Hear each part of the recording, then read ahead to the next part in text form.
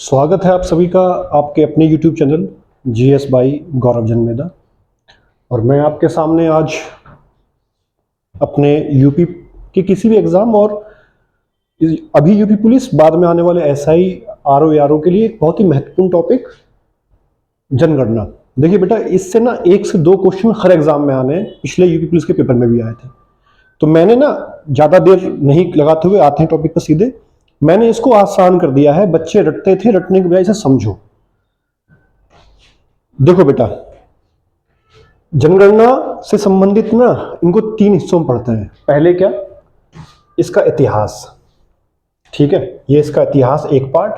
इसका प्रशासनिक स्वरूप, कौन सा अधिकारी क्या काम करता है। उसके बाद आंकड़े। अब हर किताब में ना इसको मिला जुला के दे रखा है, या जैसे भी करो बच्चे देखते हो। आज ना आप ये सीख जाएंगे और आप ना कभी भी कोई क्वेश्चन गलत नहीं करेंगे। देखो बेटा, एग्जाम में क्या करता है, वो 3 हिस्सों में से किसी एक में से प्रश्न देता है। या तो इतिहास से एक प्रश्न देगा, या इसके प्रशासनिक ढांचे से देगा, या आंकड़ों से देगा। आंकड़े थोड़े से कठिन पड़ते हैं याद करना, लेकिन इनका भी तरीका है, आज तुम्हें बताता हूं मैं।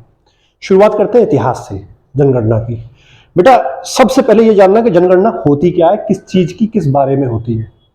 तो जनगणना सिर्फ आदमियों की गणना नहीं है। देखो, जनगणना होती है आधार पे, कितने पे, जन की संख्या का आधार, उनकी आयु कितनी है, कौन कौन से लिंग के लोग रहते हैं, जाति कितनी है, धर्म कितने हैं, भाषा कौन कौन सी बोली जाती है, साक्षरता क्या है, घनत्व क्या है, व्यवसाय क्या क्या करते हैं, ग्रामीण और नगरीय अनुपात। ये कुल मिला के 8 या 9 क्राइटेरिया है बेटा, जिन पे होती है। और इन्हीं में हर किसी के आंकड़े अलग अलग है, ठीक है। स्टेट में, राज्य के अलग, केंद्र शासित के अलग।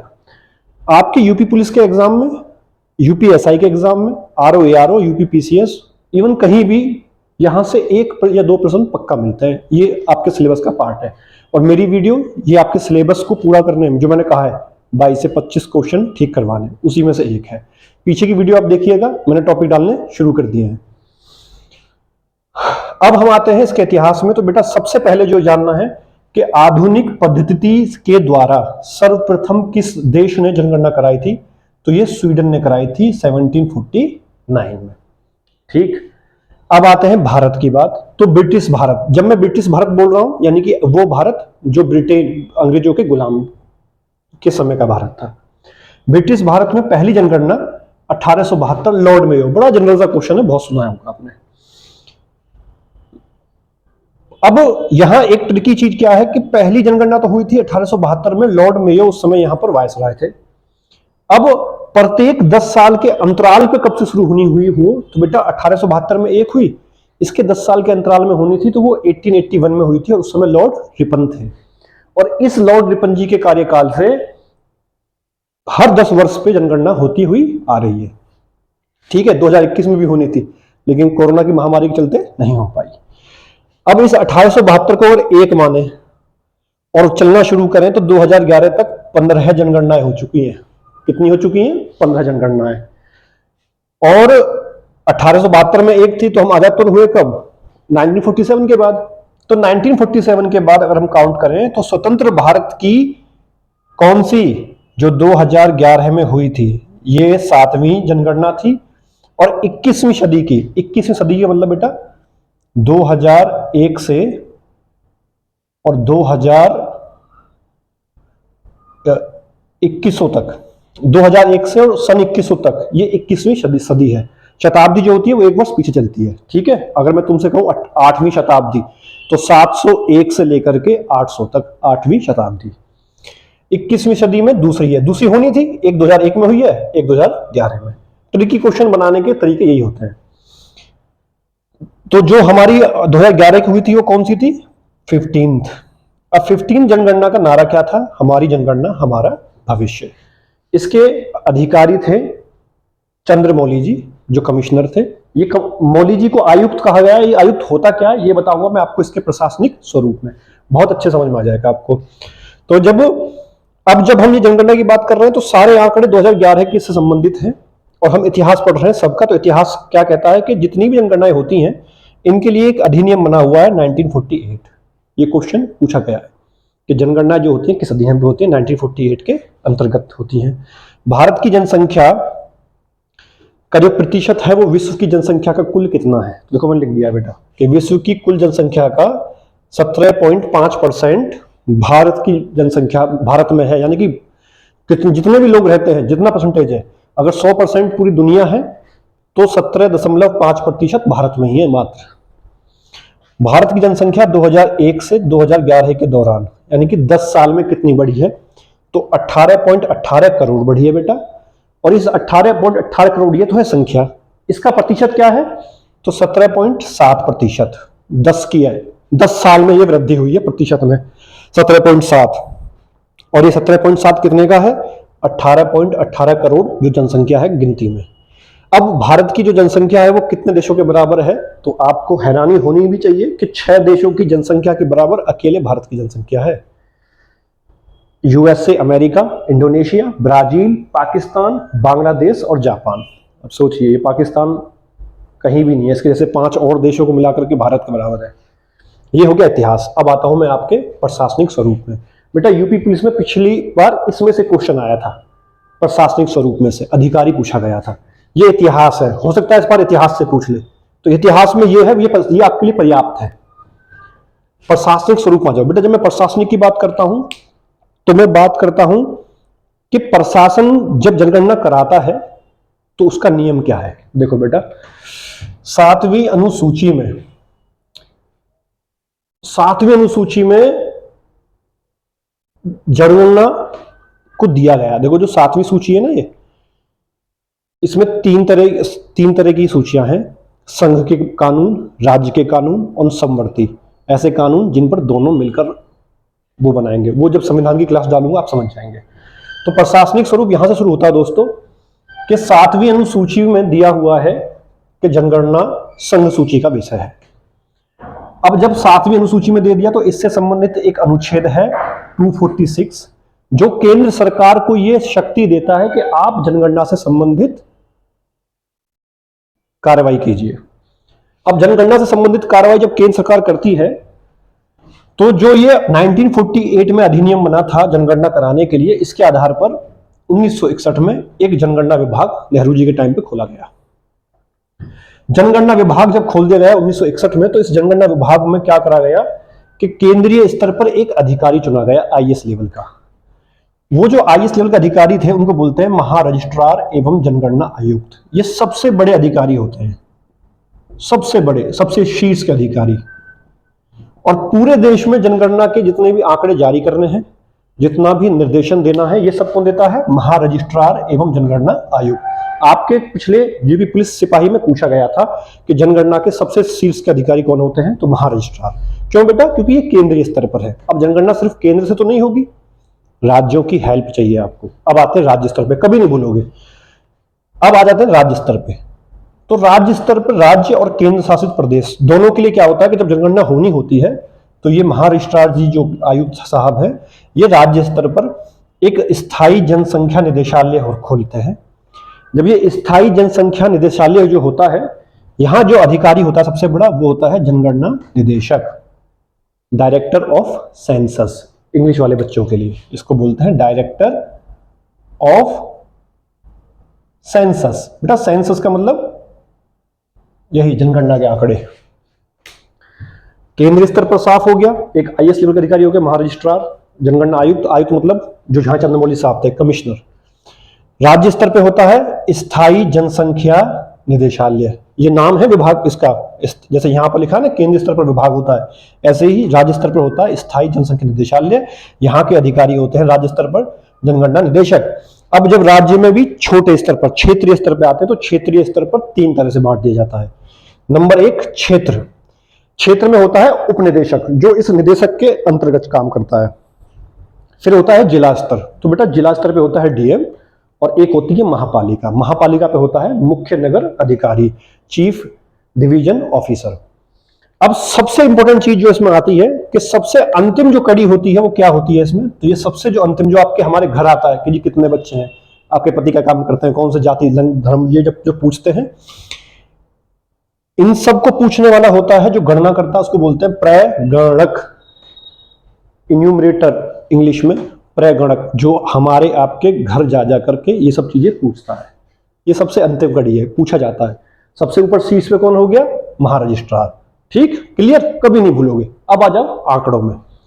देखो बेटा, आंकड़े भी ऐसे ही हैं, संख्या के ऊपर, आयु के ऊपर, लिंग के ऊपर, जाति के ऊपर, धर्म के ऊपर, भाषा के ऊपर, साक्षरता घनत्व के ऊपर, ग्रामीण और नगरीय। सभी आंकड़ों को एक चार्ट में ला पाना मेरे लिए मुश्किल था, बट मैंने क्या किया इसमें, मैंने यूपी स्पेशल को ज्यादा ध्यान दिया, क्योंकि एग्जाम यूपी वालों में यूपी पे ज्यादा जोर दिया जाता है। आप यूपी का भी याद रख लिए तो बहुत है, भारत का होना आसान है। यूपी में आ जाता हूं, फिर भी मैंने कोशिश करी है।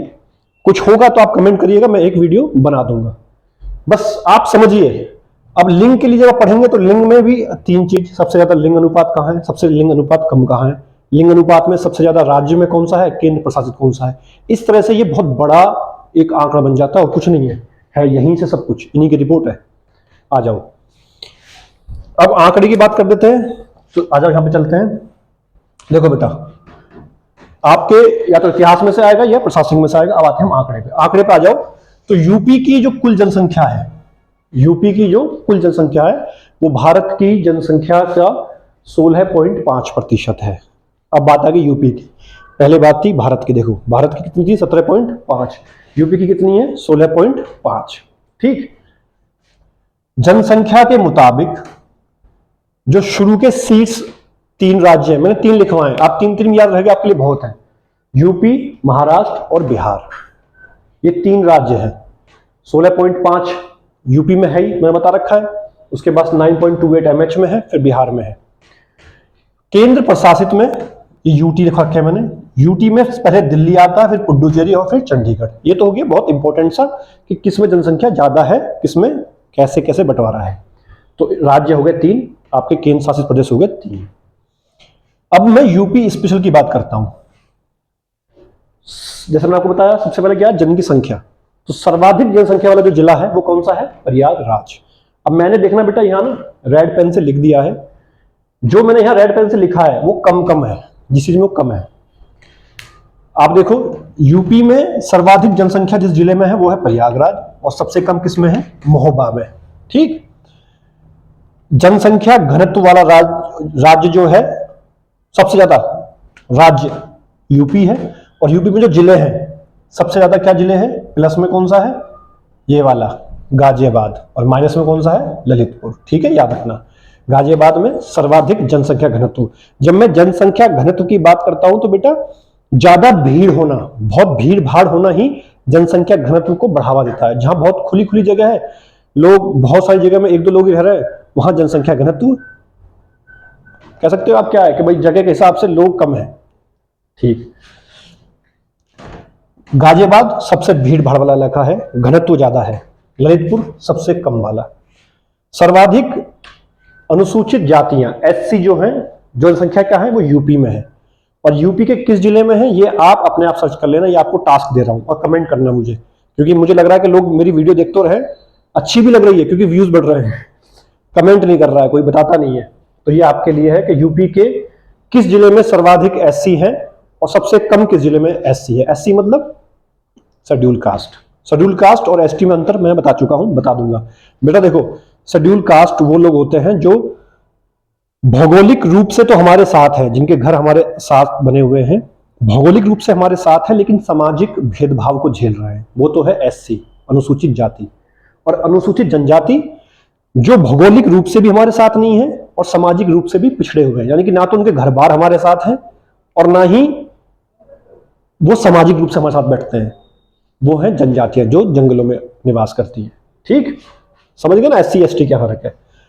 सर्वाधिक एससी जो है वो यूपी में है, भारत के सारे राज्यों में। अब यूपी में जो साक्षरता है ये बहुत पढ़ना, क्योंकि साक्षरता से बहुत घुमा के देता ट्रैक। तो देखो, यूपी में महिलाएं तो कितनी पढ़ी हुई हैं, 57.2%, और पुरुष है 77.3, 77.3% पुरुष, 57.2% महिला, यानी कि यूपी में पुरुष ज्यादा पढ़े हुए हैं महिलाओं से। सबसे कम पढ़ा लिखा जिला कौन सा है, श्रावस्ती, और सबसे ज्यादा कौन सा है, गौतम बुद्ध नगर जिला सबसे ज्यादा पढ़ा लिखा है।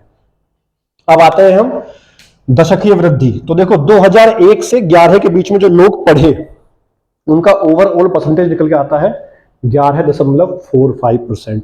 ये बेटा यूपीपीसीएस एआरओ के लिए बहुत इंपॉर्टेंट है कि यूपी में 10 की साक्षरता वृद्धि 11.45%। अब आ जाओ यूपी में लिंग अनुपात। लिंग अनुपात सब जानते ही हैं, सेक्स रेशियो 1000 पर कितने महिलाएं आती हैं, तो 912 का लिंग अनुपात है हमारे यहाँ।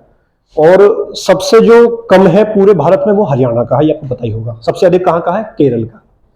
यूपी में सबसे जो लिंग अनुपात है वो जौनपुर में 912 का। यूपी में सर्वाधिक जो जनजातियां रहती हैं वो रहती हैं सोनभद्र में।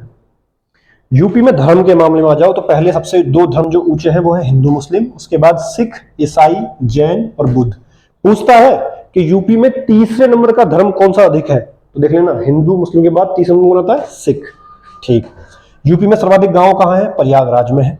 यूपी में सर्वाधिक जनसंख्या वाले नगर, जहां नगरों में, नगर हो जानते हो ना तुम, जहां की जनसंख्या 10 लाख से ऊपर हो जाती है, तो यूपी में सर्वाधिक जनसंख्या वाले नगर जो है, पहले है कानपुर नंबर 1, उसके बाद लखनऊ, आगरा और चौथे पे आता है मेरठ। क्षेत्रफल के हिसाब से यूपी जो है वो चौथे स्थान पर है, राजस्थान, एमपी और महाराष्ट्र के बाद। ये बहुत इंपॉर्टेंट से आंकड़े, देखो आंकड़े ना आप किसी भी बुक से पढ़ोगे आपको आंकड़े एक एक दो बार आंखों में निकालने पड़ेंगे। बेस क्या है कि आप आंकड़ों को तोड़ लेना। जनसंख्या के लिए अलग है, आयु के लिए अलग है, लिंग के लिए अलग है, जाति धर्म के लिए अलग अलग है। ठीक है, ये मैंने एक छोटा सा वीडियो बना दिया है।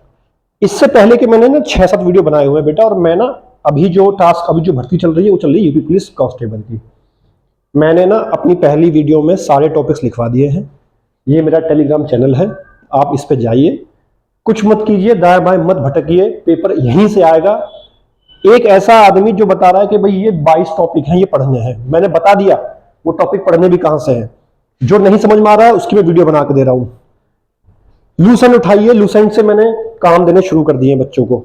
संस्थाएं पढ़ लीजिए, दिवस पढ़ लीजिए, पुस्तकें पढ़ लीजिए, उपनाम पढ़ लीजिए, मैं संस्थान पढ़ लीजिए। मैं ये सब बता के चला के बता रहा हूं बेटा, मत भटको।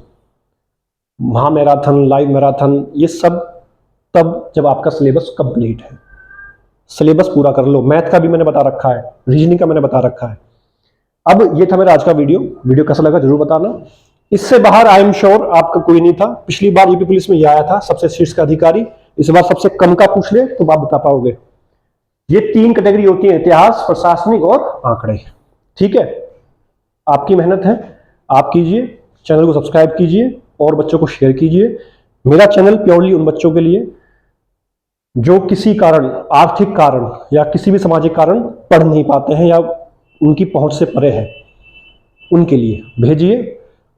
पीछे की वीडियो देखिए बेटा, उठाइए, 20 दिन है, बहुत होते हैं। 20 दिन में सारे चैप्टर में लिखवा रखे हैं, मैथ के सब कुछ जो मैंने लिखवा रखा है चैप्टर, तीसरी वीडियो मैंने दिए हुए हैं, सब पढ़ डालिए, आपका सिलेक्शन पक्का है।